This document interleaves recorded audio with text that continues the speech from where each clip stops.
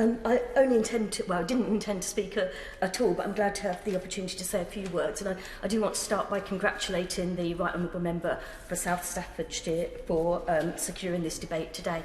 When I was first elected in 2005, well, I was only selected as the candidate for Bristol East about 10 weeks before polling day, and during that very short election campaign, I was approached by people from the Bristol Somaliland community. First that I even heard of Somaliland, and let's say by the time I came into this place I was very much a firm supporter of the need for recognition.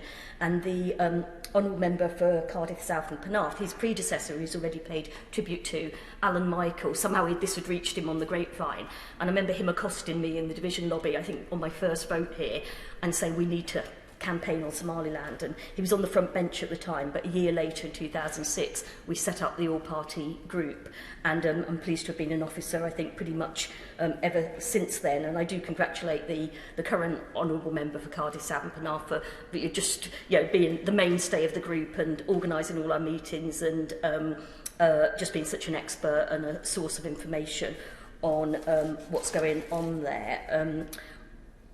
As has already been said, Somaliland is a beacon of democracy not just in the Horn of Africa, but in Africa. The fact that it has managed to hold peaceful elections, it was, I think the Right Honourable Member referred to the election in 2003, where the presidency changed hands by 80 votes, and I think if proportionately an 80, whatever the equivalent of an 80-vote majority was in the American election, if Donald Trump had lost by that amount, I don't think we'd ever have heard the end of it. What was slightly disappointing about the most recent elections was that although it was yet another peaceful handover, there's still quite a lot of progress that needs to be made on female representation. There was one woman MP, but now there's 0 out of the 82 elected MPs, so there's also low turnout in some areas. So I would hope that through Westminster Foundation for Democracy or other mechanisms we have, we can do a bit more work on that front. I would join my honourable friend in paying tribute to Edna. I too have visited a hospital in Hargeisa. She's a formidable woman, and indeed there are many formidable women that I've met that have been campaigning on issues like FGM, on issues like maternal health services, and indeed for recognition for Somaliland. The final point I just want to make, I mean, other than I would echo what my honourable friend said about just the sheer economic opportunities that would be available if we recognised Somaliland. I've heard there's amazing scuba diving on the north coast by Berbera, and the fact that it could be opened up as a peaceful tourist destination if it wasn't associated with Somalia, but also many other economic avenues that could be explored. And I share the concerns of people that are worried about Chinese influence if we don't step in. But the main thing I want to say, though, is it is clear that Somaliland is an independent country. It has functioned as such since 1991. It had established itself, albeit for a very short time before it went into partnership with Somalia. It established itself as a post-colonial independent country. And what is really frustrating, this message that the UK will recognise Somaliland, but we want to be second to do so. And sometimes there's a bit of concern about being seen as too colonialist, and it's rather patronising that we are the ones that grant nationhood on the country. But I remember when Mark Malloch-Brown was a very good Minister for Africa in Gordon Brown's government, and he really engaged with the APPG on Somaliland, and I really thought we were getting somewhere. I really thought, he'd had conversations with various African countries, the African Union. It looked like we were almost there in terms of that recognition status. But the last we've heard, I think the current Minister for Africa said in November 2021, our policy remains it's for Somaliland and the federal government of Somalia to decide their future. Well, it's nothing to do with the federal government. The Honourable Ladies to be giving way. I think she raises a really important point, because you're effectively giving the final say, the decision-making power, to the country that doesn't have free and fair elections, to the country that doesn't have a judicial and legal systems, that doesn't educate boys and girls. We're effectively rewarding poor behaviour and actually being harsher on those who actually demonstrate the types of behaviour and the types of system that we really want to encourage. I mean, that was exactly my point. It is nothing to do with the federal government of Somalia. The future of Somaliland should not be in their hands. And we need to be brave, we need to step up to the plate. Either the Minister needs to find a country that will go first so that we can go second. I think some of the Scandinavian countries have talked about it. I think Canada's talked about it. As I said, some African countries have done that. But if we don't do that, we will find that we are here in another 10 years' time, and they'll be celebrating their 40th anniversary of de facto independence, but not actually recognition. So I finish with a plea to the Minister. Will he actually step up? And if we won't be the first, can he find someone who will be? Minister Chris Heaton-Harris. Thank you, Madam Deputy Speaker, and I'm very grateful to my right honourable friend, the member for South Staffordshire, for securing this debate, and have learnt of his long-standing and enthusiastic engagement on Somaliland. And I'm afraid, probably like so often in the past, I feel I might well disappoint him a tiny bit today, but I will try and answer many of the points that he has made. And I'm also grateful for what has genuinely been a pleasure of a debate to listen to, for all honourable and right honourable members for their contributions, from Bethel Green and Bow, Cardiff South and Penarth, my right honourable friend from Elmet and Rothwell, right honourable friend for Sutton Coldfield, right honourable friend for South Swindon, the chairman of the Foreign Affairs Select Committee, Liverpool Riverside, Brent North, Wolverhampton South West, Worley, my right honourable friend for the Vale of Glamorgan, my right honourable friend for Beckenham, Sheffield Central, Newport West, Bury North, Nottingham South and North West Durham, and the other speech contributions all demonstrate the depth of passion there is for Somaliland. And many members described how their constituents from Somaliland are so active in such a positive way in their constituencies, and it's I think it's a testament and a tribute to them for such a positive contribution being made. My right honourable friend detailed Somaliland's proud links and friendship with the UK, and I would like to think what he detailed was absolutely correct. Now, my honourable friend, the Minister for Africa, would have been delighted to take part in this debate, but she is currently visiting East Africa at this point in time. So it's my pleasure, as Minister for Europe, in post for less than a month, to respond on behalf of the government. Now, Somaliland has a remarkable and unique story, and its people are rightly proud of their homeland and its achievements. Our relationship with Somaliland dates back to at least the 19th century, when a number of seafarers and merchants settled in Britain, and then later the UK established a protectorate. The honourable gentleman for Cardiff South and Penarth mentioned not just the contributions of people from Somaliland to his city, the city that he represents, into the United Kingdom, but the deep links they have formed and communities they have formed across Cardiff and beyond. And indeed, obviously, quite rightly mentioned his predecessor and his role in establishing the all-party group in this place and the interest that has grown from it.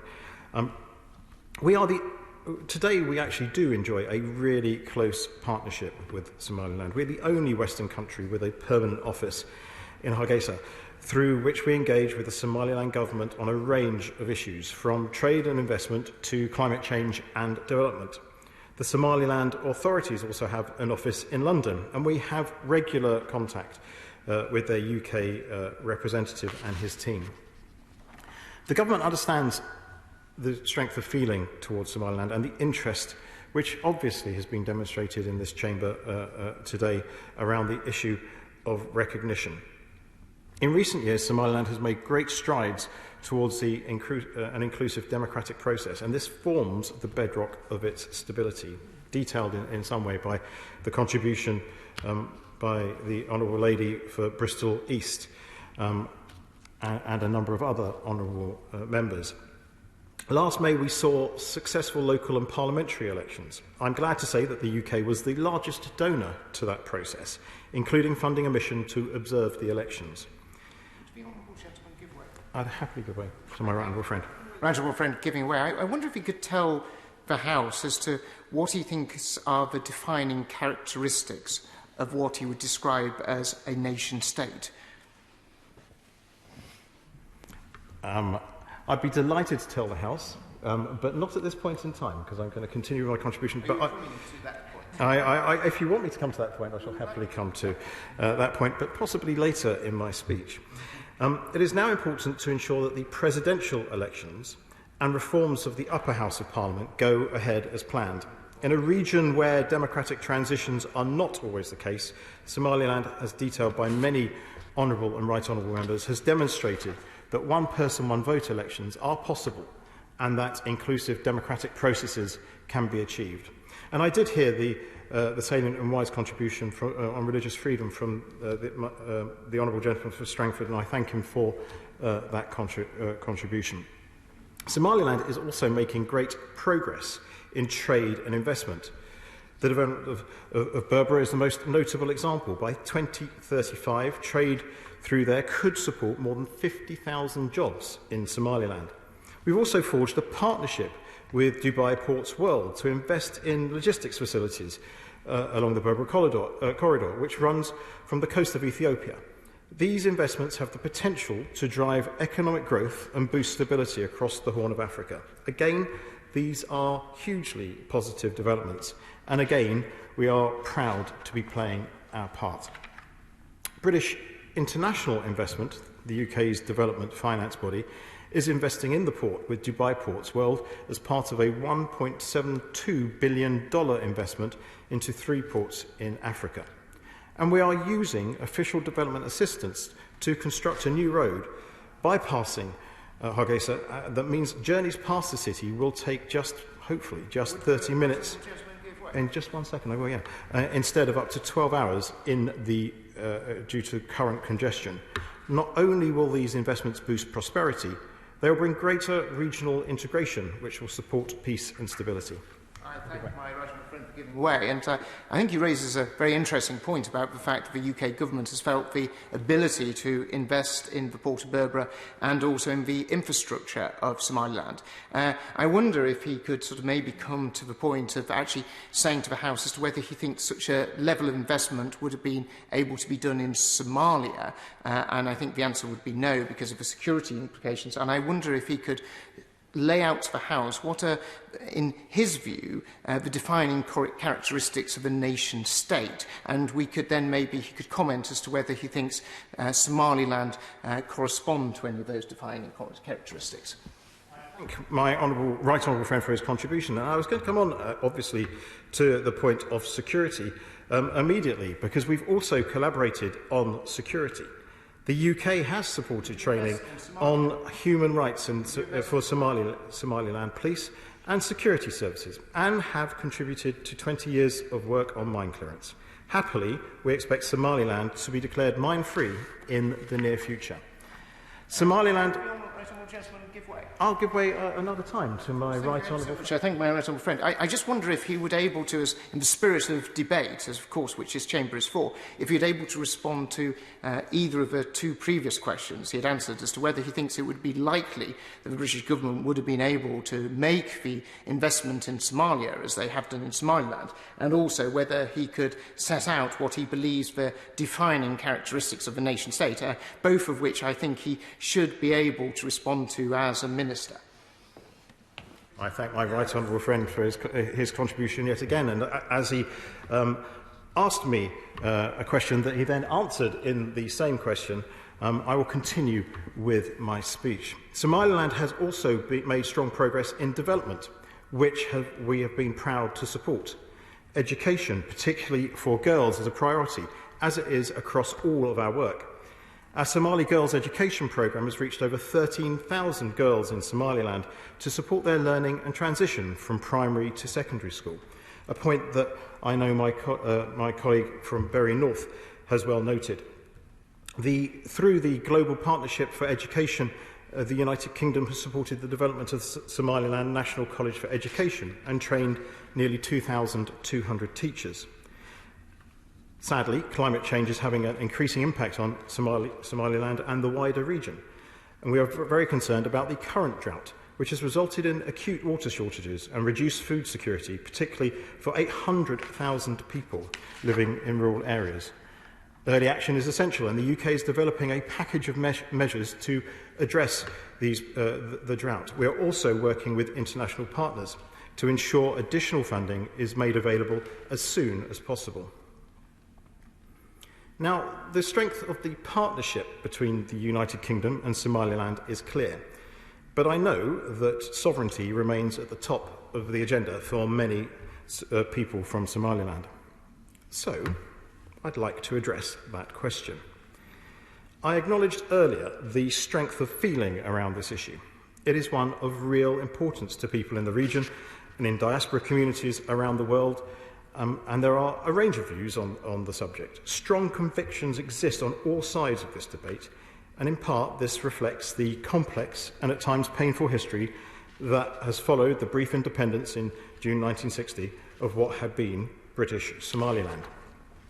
The United Kingdom government's position on this matter has been consistent, and it will not come as a surprise to my right honourable friend, the member for South Staffordshire, as it is exactly the same as it was when he was in government. We value the close and productive relationship with Somaliland, but in line with the rest of the international community, we do not recognise it as an independent state. We firmly believe that it is for Somaliland and the federal government of Somalia to decide their future. It is for neighbours in the region to take the lead in recognising any new arrangements. One second. Happily give way to them. I'm grateful to him for giving way, and I just wanted to draw a parallel to the country I was born in, Bangladesh. And the UK government, then government, did take a leadership role and supported the right to self-determination of the country I was born in the war of independence between Pakistan and Bangladesh. It didn't say that Pakistan should be determining the future of the independence of what became Bangladesh. Does he not see how ridiculous that position is that he's taking? No, I don't, and I believe that it is completely correct for neighbours in the region to take a lead in recognising any new arrangements. I happily give way to my right honourable friend. Generosity of my right honourable friend. And, you know, if we take the position that he's espousing it for dispatch boxes, that he wants there to be discussions between Somaliland and the Federal Republic of Somalia, and that's something that people have engaged with extensively for many, many years. Doesn't he also recognise that the fact that, you know, it cannot be the situation where the Federal Republic of Somalia can have a veto over the independence, and actually Britain does have a role in convening these discussions, leading these discussions, especially as the UN penholder on Somaliland and Somalia? My right honourable friend makes a proper point in this area, as he always does. But I'm afraid to say that, you know, the UK government position on this matter has been consistent, and was consistent in the time that he was within government, and remains the same. That we have long encouraged dialogue between the authorities in Mogadishu and Hargeisa on their future relationship, and we continue to do so. I'll happily give way to my right honourable friend. Thank you very much, Madam Deputy Speaker, and I thank my right honourable friend for allowing me to give way. A nation state, according to me, is some grouping of people that all speak roughly the same language and have a similar heritage. And the actual truth of the matter is that they become a nation state when people recognise them. And I don't think it's fair that Somaliland only becomes a nation state if the people who are traditionally against them, around them, agree to that. I think we could take the lead, and I plead with my right honourable friend, a very good friend, to put it back to the Foreign, Commonwealth and Development Office that actually we should be changing our attitude on that. I thank my right honourable friend for his point, and indeed the way, the constructive manner in which he put it. And I think my colleagues in the FCDO will doubtless be watching this debate and the very positive nature about it, and the support for it that has gone on. And I very much. at all. I believe I have been giving way fairly regularly, and yes, of course I have. If my right honourable friend could inform the House as to when the policy on Somaliland was actually last reviewed, and as to how extensive that review of policy was. As Minister for Europe, I'm afraid I cannot give the honourable gentleman that information, but I would happily write to him. And I was going to... Yes, of course, I happily give way to him. He's been very, very generous. On a practical point, following the interventions that have been made, he's well aware that there is huge political instability in the Federal Republic of Somalia at the moment, including within their government, huge chaos, infighting, and many other problems going on. Who should the Somaliland government be having discussions with? This is a practical question that they have certainly raised with me, given the chaos that we've seen in Mogadishu in recent months. I thank the honourable gentleman for his point, and the answer is with its neighbours, with the African Union, and those that are properly interested, and indeed there is a representative body in this country which we do engage with, and those conversations should obviously continue through those appropriate routes. Now, I do understand. My right honourable friend will notice that I did mention that I am a politician, and I do understand that this position obviously cannot please all parties, and I recognise that the supporters of Somaliland independence will continue, quite rightly, to make their case. But let me conclude by assuring the House that whilst we believe that it is for Somaliland and the federal government... Order. Only temporarily. I beg to move that this House do now adjourn. The question is, this House do now adjourn again.